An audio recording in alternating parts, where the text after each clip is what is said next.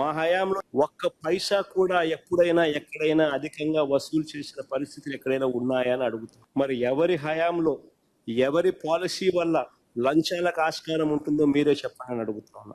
జగన్ ప్రభుత్వం ఉండగా ఇక్కడ 130 రూపాయలకి పెట్టుకునే క్వార్టర్ వైన్స్ లో దొరికే క్వార్టర్ వైన్స్ లో దొరికేది కాదు. 130 రూపాయలకి ఈ ఎక్కువ డబ్బులతో కొనుక్కుంటాం.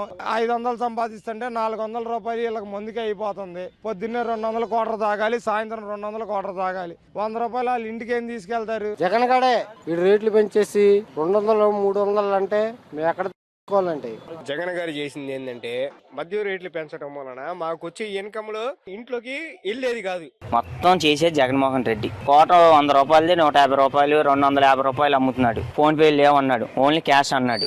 ఆ డబ్బు అంతా జగన్ ప్యాలెస్ లో ఉంది. ఇప్పుడు మద్యం కల్తీ మద్యం తయారు చేసేసి 30 రూపాయలు 40 రూపాయలకి ఇవ్వాల్సింది 150 రూపాయలు ఇచ్చి దోచుకొని ఆ డబ్బులు కూడా లెక్కలు అనేది లేకుండా వాళ్ళకి నచ్చిన రీతిలో తీసుకొని వెళ్ళిపోయి మొత్తం వాళ్ళ ప్యాలెస్ లో పెట్టుకుంటే 2019 నుంచి 24 వరకు నువ్వు రేట్లు పెంచావు, కల్తీ మద్యానం అమ్మావు. ఇదంతా ఈ డబ్బంతా ఎడిపోయింది. జనాలకి అనారోగ్య పాలైన కల్తీ మందు నమ్మి ఎంతో మంది ప్రాణాలు తీసిన వ్యక్తివి నువ్వు.